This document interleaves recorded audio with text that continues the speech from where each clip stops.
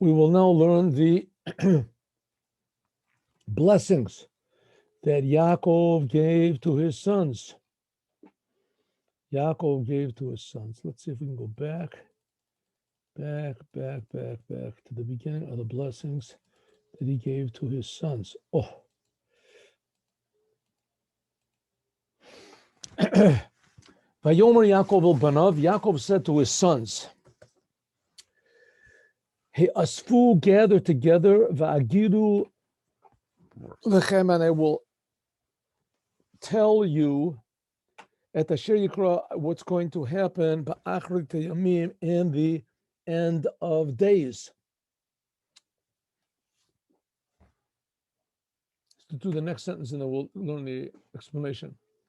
And then he said, he kabtzu, another word for gather, Vishimu, and listen, Bnei Yaakov, the sons of Yaakov, Vishimu, and listen, Li Yisrael Avichem, to Yisrael your father. So it's a little bit strange because he says here twice, gather together and gather together. He says two times, and then he also calls himself, Yaakov, calls himself by the name of Yaakov, and also Yisrael. So what exactly is happening over here? See, first of all, what does he say? First sentence he says, Yaakov called the sons and said, Hey, asfu, gather. Let's get my pointer here. Gather, and I will, agida, I will tell you what's going to be in the end of the days.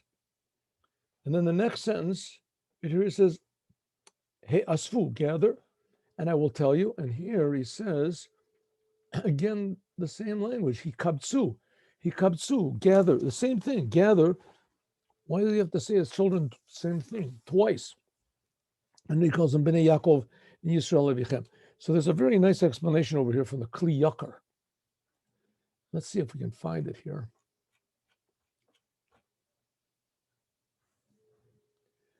The Kli Yakar. Okay, first of all, this is what we said that, yeah, it said that Yaakov, we're going over what we did yesterday a little bit. It says that Yaakov wanted to reveal the end, and the Shekhinah went away from him. So he said other things. And does it move? Huh?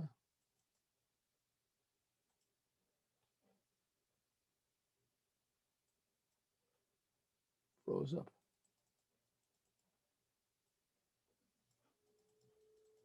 Why did it freeze up? Why? Huh? Look at this, it froze up, huh?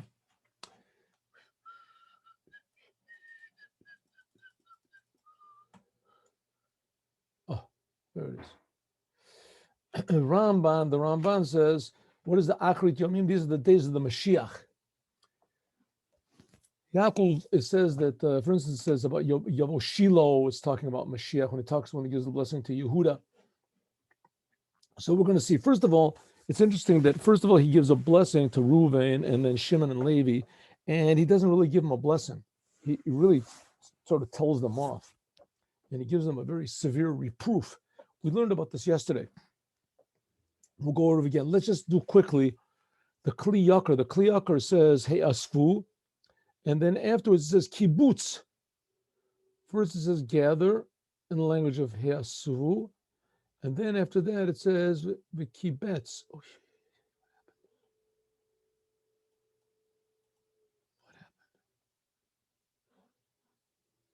happened? Why is it paused?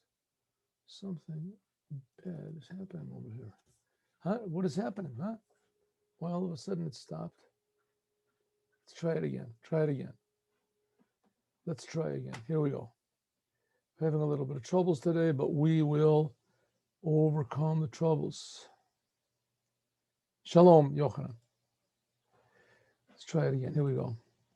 Kli Yakar.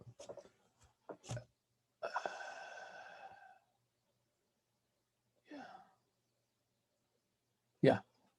So if the Kli Yakar points this out, and it says, why does it say first, Hey, asfu, and then it says kibbutz? The rabbi said that Yaakov wanted to reveal the end, and it was closed from him.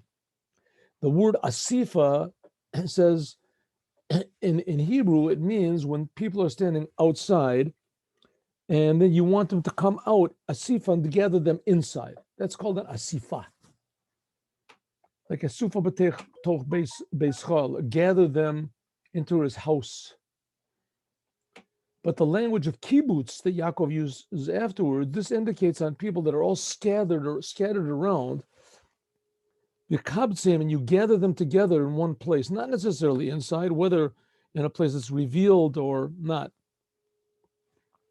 So the same thing is over here. What's going on? In the first, Yaakov wanted to reveal them the secret of the kates of when Mashiach is going to come. But in royal Gilot, you shouldn't really say these things, secrets in public. So he told them, hey, asfu, gather inside. Because it says the secrets of God are only to those who fear him. So he wanted to tell them in private. So he said, asifu, I'll tell you.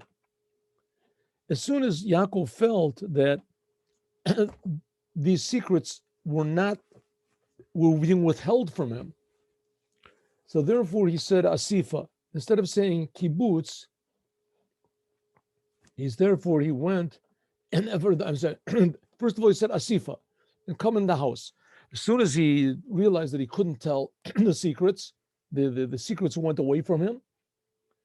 So he refrained from using the word asifa, and he said kibbutz. What does it mean, kibbutz?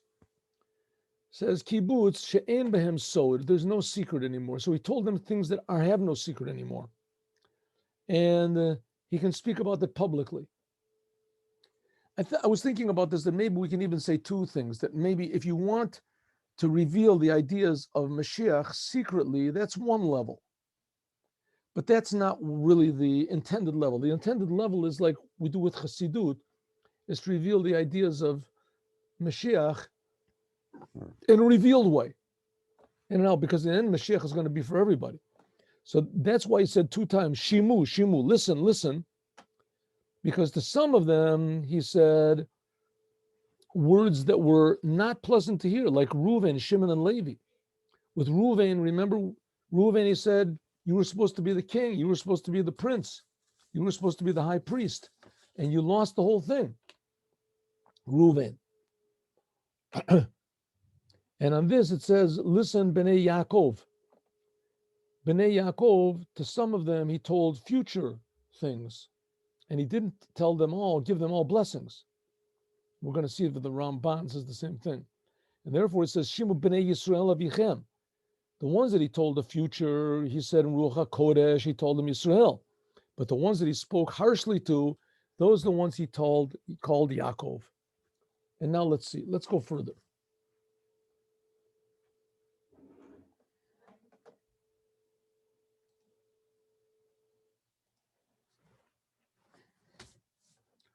Reuven, my firstborn, you are my firstborn, my power, the first of my strength. You should have had more energy and more power, but what? You lost the whole thing. You lost it all. You should have had more than any of your brothers, because you should have been the Kohen. The firstborn was supposed to be the Kohanim, and you were supposed to be also the leader. You were supposed to be in the first in Kohanim and also in Malchut. But what? You did not get this. Pachas kamayim. You were so impatient, like water.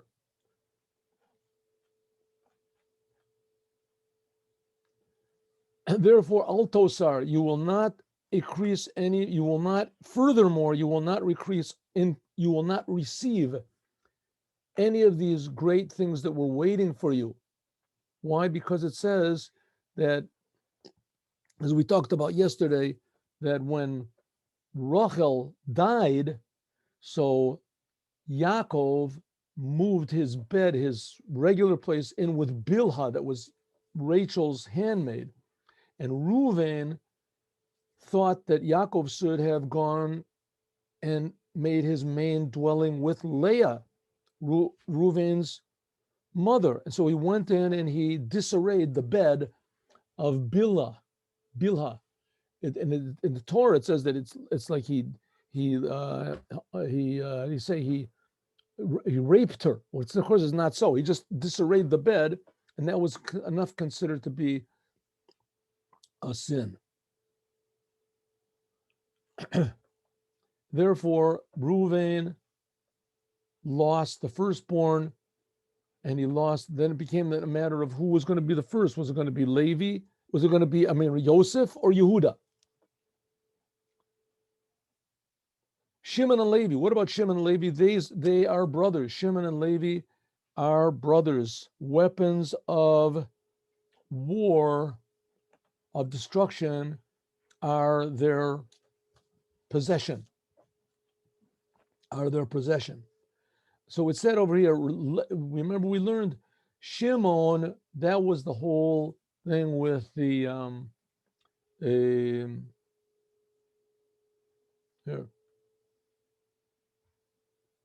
First, Shimon and Levi. First of all, Shimon and Levi, it says that they were the ones that went to Shechem, and they killed all the people of Shechem, and Yaakov was very angry with them, as we learned before. If you remember, we learned about this before, because Yaakov thought that the people of Shechem, maybe you could have talked to them and convinced them of the 7 Noahide commandments. You didn't have to kill them all.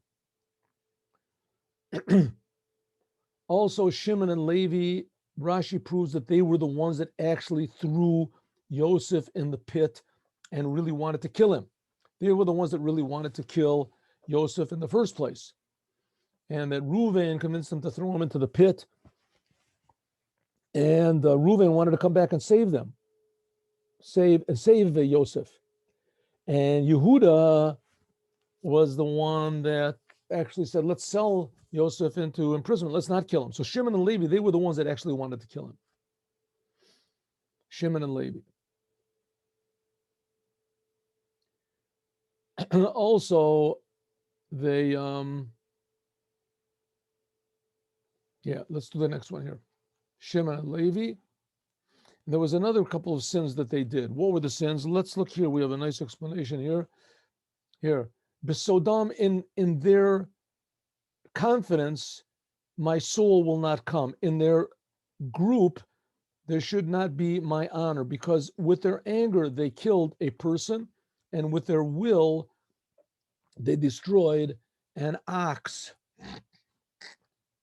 So we're going to see over here that unfortunately they were the cause of other big sins. There's an explanation with told at Aaron here. Here it goes.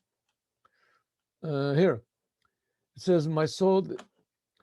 Reish Lakish says, Korach. Where did Korach come from? Korach came from the tribe of Levi.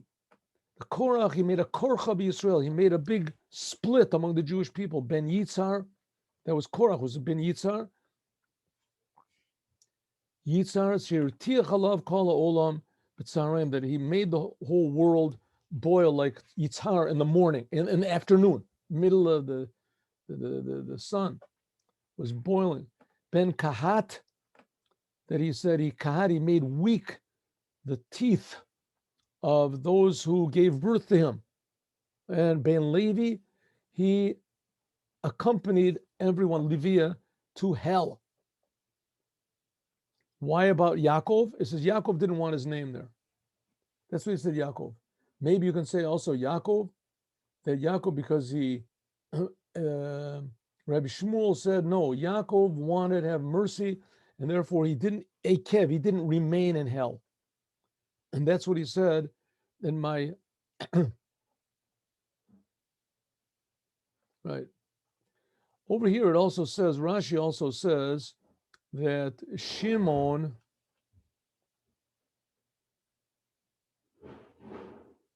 here, where is it?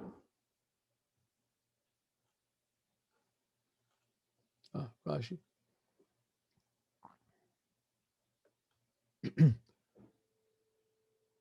That was Zimri.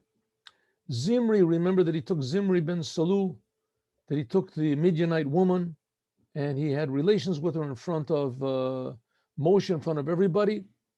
So Zimri, he was from the tribe of Shimon, and he made all this trouble with the daughters of Midian. Moab, Midian. And then afterwards, the Levi, he was the one that was from Korach. That was Korach also. He was from the tribe of Levi, like we said before. So therefore, he was very, and also they were the two that wanted to ikru shor. It says that they uprooted the ox. That was Yosef was called Bechor Shor. So therefore, he was mad at them. But nevertheless, he did not curse them. He cursed their anger. Their anger is cursed because it was powerful. Their fury, it was very severe. I will divide them among Yaakov and spread them among Yisrael. Do you remember we said that? Achalkan Yaakov, it says that Shimon, his area was swallowed up in Yehuda. Shimon. And Levi, and also it said that he made them into Sofrim, to writing, those that wrote Sefer Torahs and mezuzahs and tefillin, and they had to scatter around, go around in order to find a livelihood. They couldn't sit in one place, so they were always scattered around. And the Levites, they had the 48 cities of refuge, and that's where they lived. And they were also scattered all around Israel. Shalom Uvracha.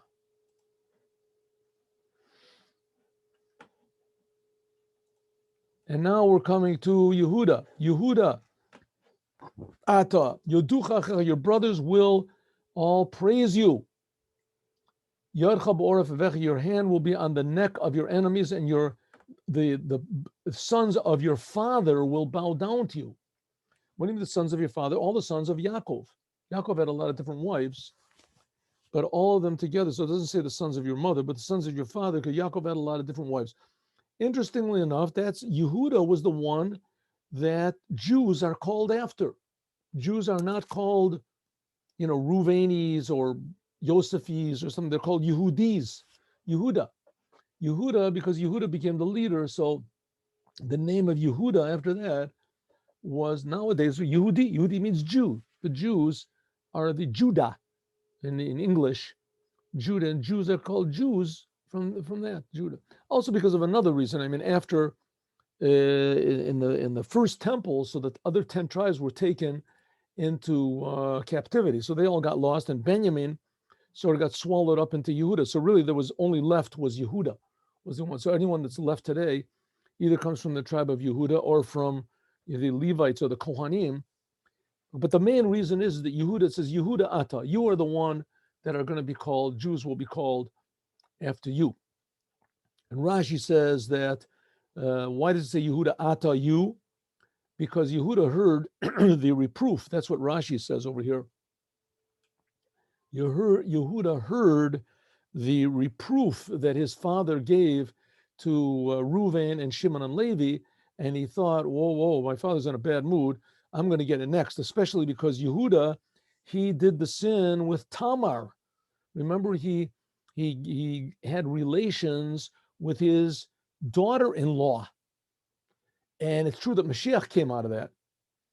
That's why Mashiach comes from Yehuda, because he was the one that had relations with Tamar. She gave birth to Peretz and Zerach. And remember then from Peretz, eventually comes down, the Boaz, and comes Yishai, right in the end of the book of Ruth, and comes David.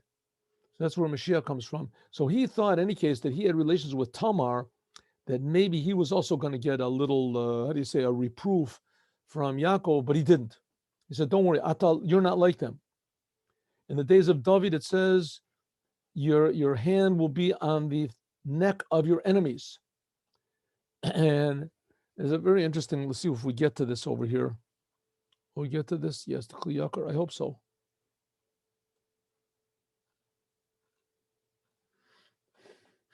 Yeah, let's say an interesting thing here, the Kli Yakar.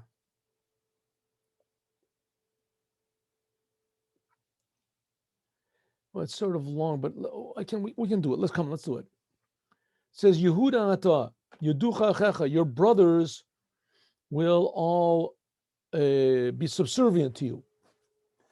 Because you are Yehuda, Hodias, Bamaisa, and Yehuda means Hodita, you confessed to what happened with Tamar. Therefore, with what he did with Tamar, he admitted. You remember the story that he said he was told that Tamar, his daughter-in-law, was pregnant, and he didn't realize that it was he that had relations with her. He thought that he had relations with a prostitute. Remember, it's a strange story. And he said that she's pregnant, so he said, okay, have her burned. Take her out and have her burned. She's having an illicit relationship with somebody. Terrible. And she said, well, whoever these things belong to, she brought out a staff, remember, and a cloak and everything, and that was his. He left that as a surety that he would come and pay her. She wanted a goat, and he said, I'll give you the goat. This is to make sure I give you the goat. And then she ran away. She took these things, and he admitted. She said, whoever these belong to, this is the father. And he could have just kept quiet. But he admitted. He said, it was my fault, I did it. And because of that, so Arkan, therefore, is Mida Keneged Mida, because he confessed. So all of his brothers also, they confessed, they were subservient to him about the kingship. And they were not ashamed. Just like you were admitted and you weren't ashamed from Milahodot to tell the truth. So all the other brothers were not ashamed, and they said the truth that you are going to be the king. Then we also find the same thing with King David, that all of the tribes all bowed down to him. So it says interesting thing.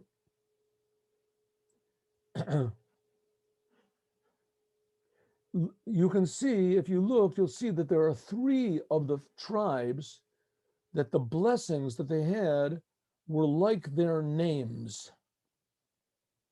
Their names, right? Like it says, Naphtali is going to be like a deer. The word deer has nothing to do with Naphtali, right? It has nothing to do. Ruvain says Ruvain, Shimon, Levi. Their names have nothing to do with what they did.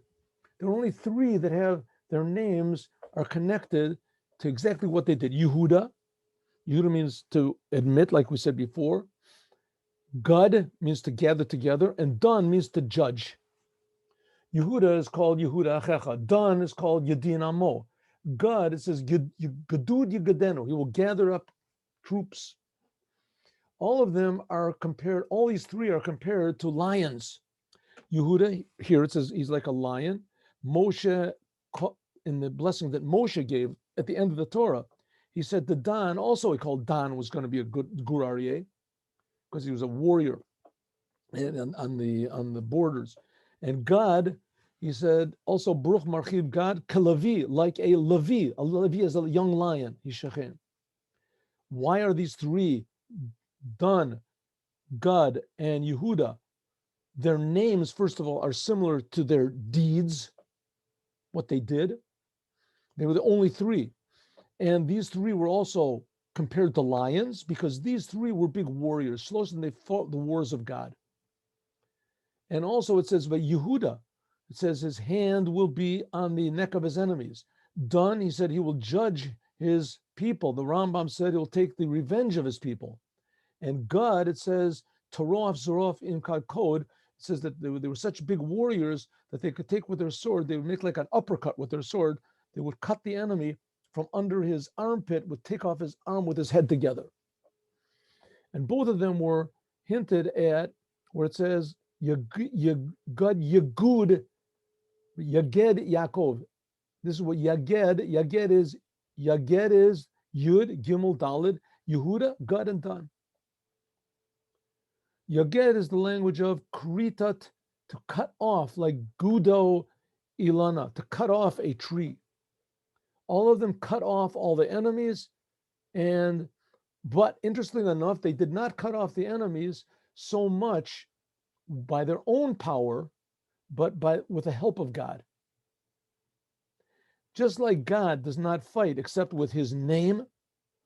So it says these 3 also, Elu, they did not fight with any real weapons. And this is what Rabbeinu Bechai also says, that you can find all of the letters in the whole parsha about Yehud over, you can find everything except for the letter Zion. to show that Zion means a Kli Zion, means a weapon. The Hora was to indicate that the war, you didn't fight with a Kli Zion, but with the name of God. So all these fought, I mean, it says that God, he cut off the arm and the head, but nevertheless, the power that he got was not from his weapons. I guess they must have fought with weapons, obviously, but they didn't fought. Their power was not from their weapons, though, and everybody knew it. It was the name of God. And even more, it says that as soon as the enemy heard their names, God is fighting, Yehuda is fighting, there was such fear that fell on them. Just the name shows that everyone will be subservient to him. Done, the name shows that he's going to take revenge and judge the enemies. And God means the name of cutting off. So therefore, it says that therefore these three are especially the warriors, and they were the ones that are mentioned by their names, and their names are according to their deeds. Interesting. But here we're mostly talking about Yehuda. Let's just learn one more thing about Yehuda, two more things actually. It says Gur Aryeh Yehuda. Aryeh Yehuda is like a young lion. He will mitoref b'ni alita kara rovetz ka'aryeh ukalevi yemiyakimenu. He says he will tear apart all of his. He will like remove himself and tear apart. Here it says b'ni alita. I said, my son, you removed yourself. What does it mean? You removed yourself. Yaakov is blessing him. When everyone wanted to kill Yosef, he removed himself, and he said, what is the benefit if we spill his blood? And also, when Yehuda wanted to kill Tamar, his daughter-in-law, and she said, look at these signs, this cloak and the staff. So he removed himself. He said, well, you're right. He overpowered his, and there was a tremendous embarrassing to him. And so it will be in the days of Shlomo. It says that in the days of Shlomo, B'li Alita, that everyone will be removed from the world. It says each person under his vine, and every person underneath his fig tree, etc.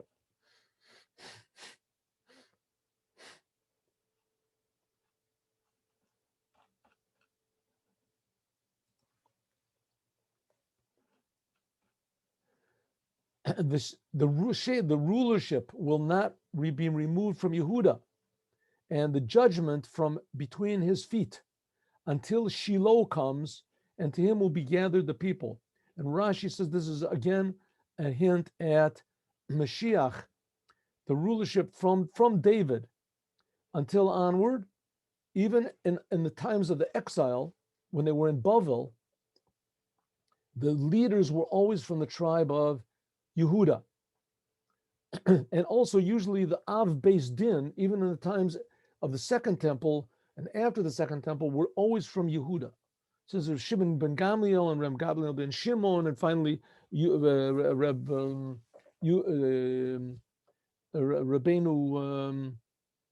Reb Yehuda Hanassi, and those after, all the leaders were always from Yehuda. Always from Yehuda. Mechokek ben Raglav, he was the leader until Shiloh comes. It says, you will be the leader of the Jewish people. There'll always be the leader of the Jewish people, will always come from Yehuda until there comes Shiloh. Who's Shiloh? The king, the Mashiach. Until you would be the ultimate leader, Mashiach, the rulership will be his. And Shiloh, it means that Shiloh, that all the nations will bring him Shai, prizes, Lamora, presents, Lamora, to the teacher. The people will all gather to him. Yikahat Amim, all of the nations will all be gathered together to the Mashiach. It says, all of Yagoim Yidrushu, all nations will be gathered to the Mashiach. And the Mashiach will gather them all up because of his holiness and because also of his teaching.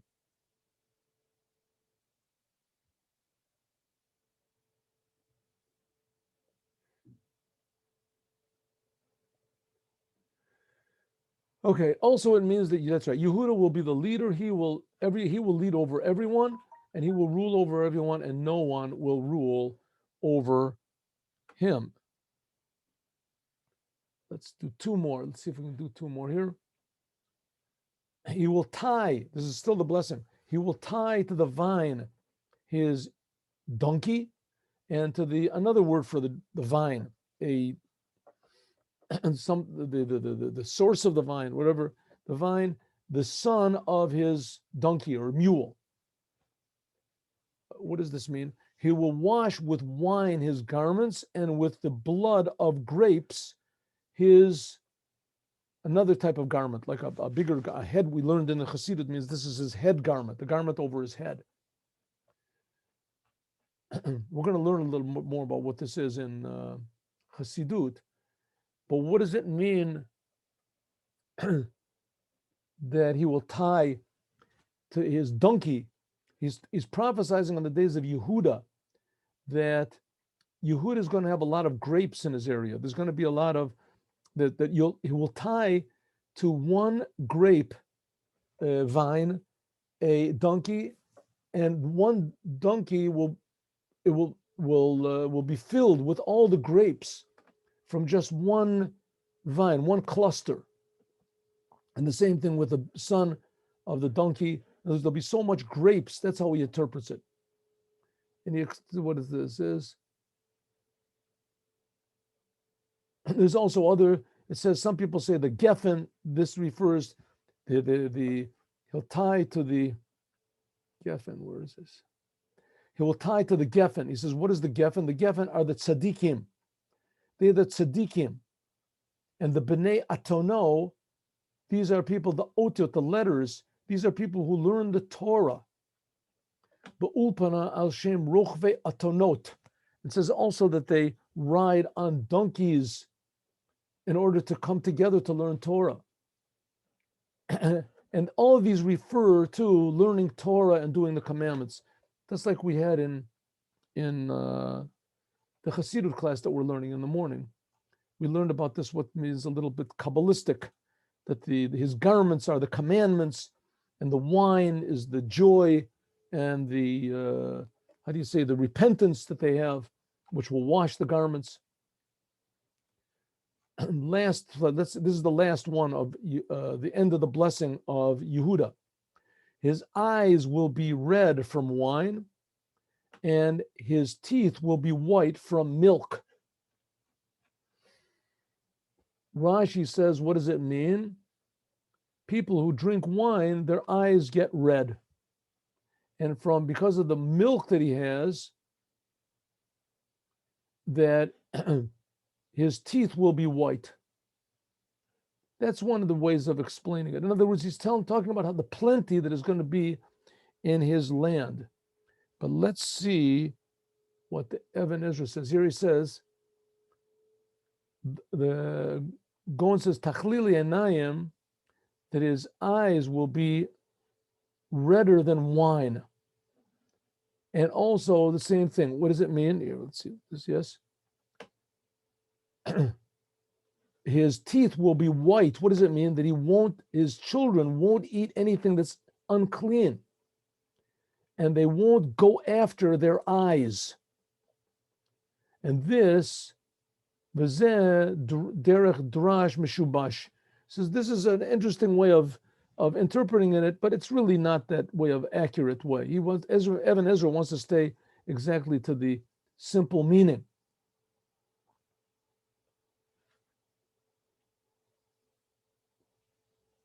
All right, let's do the Mishnah now, of a Mishnah. In Chassidut, it explains, we're going to learn this, God willing, tomorrow. What does it mean that his eyes will be red from wine? That means that from the amazing sights and love that he has from God, that his eyes will be red from the power, the love that he has from God. From wine, in this case, we're talking about the wine that we mentioned before, the inside secrets, the hidden love which is inside of Jews, inside of every Jew. And milk is what makes the child grow and change. So also the Torah that the Mashiach will teach everyone will make everybody realize they're like children and will make everyone grow from milk. And teeth, the idea of teeth is to chew things up. People will properly evaluate and, how do you say, digest life in a way that will make everything white and pure. Interesting. That's the blessings of Reuven, Shimon, Levi. That really weren't blessings, actually, of Reuven, Shimon, Levi. He sort of told them off, but it was blessings in that Yaakov was angry not at them, but on what they did. But the big blessing was to Yehuda, that's the blessings of Mashiach. And after Yehuda, we're going to do Zvulun, and God willing, that'll be tomorrow. Okay, let's learn a Mishnah. Do I have? Yes, Mishnah.